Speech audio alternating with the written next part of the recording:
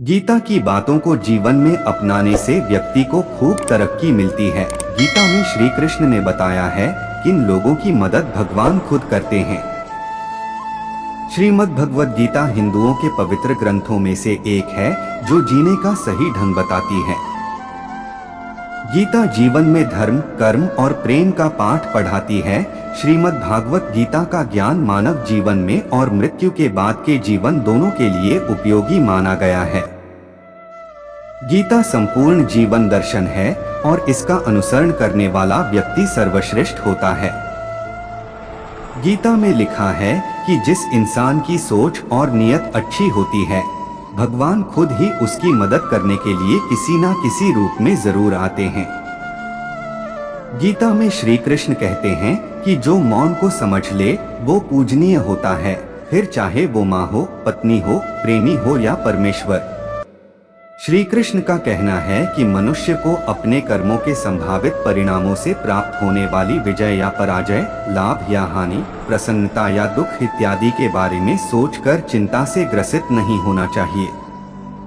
गीता में लिखा है कि जिस मनुष्य ने कभी विपत्तियां नहीं देखी, उसे अपनी ताकत का एहसास कभी नहीं होगा।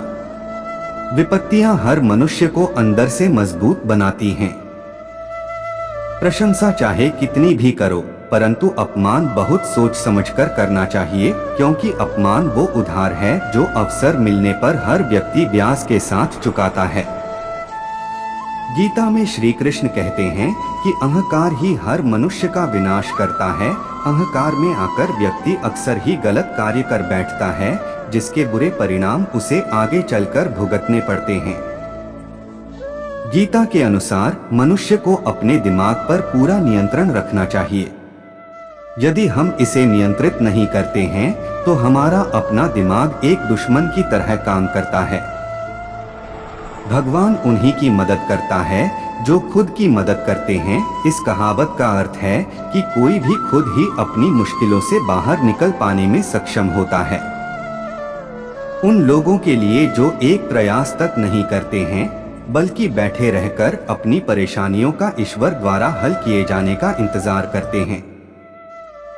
भगवान कभी भी किसी भी रूप में उनकी मदद के लिए नहीं आते और इस तरह से उनकी समस्याएं केवल बड़ी हो जाती हैं। इस कहावत का संदेश बेहद स्पष्ट है। मुश्किल समय में भगवान से प्रार्थना करें, लेकिन साथ ही कठिनाइयों को दूर करने के लिए अपना सर्वश्रेष्ठ प्रयास भी करें। यदि आप ईश्वर और स्वयं पर विश्वास के साथ प्रतिकूल परिस्थितियों से लड़ते हैं, तो आप निश्चित रूप से आशा की किरण देखते हैं। एक धनी व्यापारी के दो बेटे थे, जिनका नाम ध्यानचंद और करमचंद था।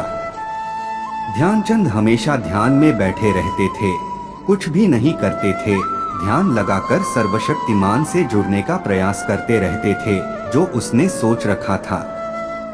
जबकि दूसरी ओर करमचंद कर्म में विश्वास करते थे और श्रम करके अपनी जीविका चलाते थे। एक बार गांव सूखे की चपेट में आ गया और पानी इतना क्षीण हो गया कि हर बूंद कीमती हो गई और लोगों ने मेहमानों को पानी देना तक बंद कर दिया। करमचंद ने अपने स्वभाव के कारण स्थिति को स्वीकार करने से इनकार कर दिया और किसी भी तरह गांव में पानी पहुंचाने के उपाय सोचने लगे।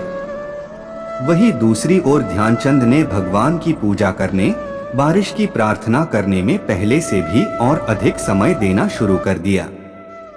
करमचंद ने उनके जैसे कई मेहनती पुरुषों को इकट्ठा किया और एक उपयुक्त स्थान पर एक कुएं के लिए खुदाई शुरू कर दी। महीनों लग गए, लेकिन आखिरकार उन्हें सफलता मिली और पानी कुएं से बाहर निकाल लिया। वे बहुत खुश थे और उन्होंने अपनी सफलता के लिए भगवान को धन्यवाद दिया। ध्यानचंद ने जब यह समाचार सुना तो वे खुश हुए, लेकिन साथ ही साथ वो भ्रमित भी हुए। सर्वशक्तिमान में अत्यधिक विश्वास रखने के बाद वह सोच रहा था कि भगवान ने बारिश के लिए उसके अनुरोधों का जवाब क्यों नहीं दिया। ध्यानचंद के सवाल का जवाब उनके व्यवसायी पिता ने दिया, जिन्होंने उनसे कहा, बेटा, यह एक बहुत ही महत्वपूर्ण सबक है और आपको यह हमेशा याद रखना चाहिए कि भगवान उन्हीं की मदद करता है जो खुद की मदद करते हैं। करमचंद उनकी और गांव की मदद करने के लिए दृढ़ थे, इसलिए भगवान ने उसे कुएं में पानी निकालकर उनकी मदद की। दूसरी ओर आप प्रार्थना के अलावा कुछ नहीं कर रहे थे, इसलिए भगवान ने जवाब नहीं दिया। वीडियो में अंत तक बने रहने के लिए धन्यवाद। दोस्तों, आज के लिए वीडियो में बस इतना ही।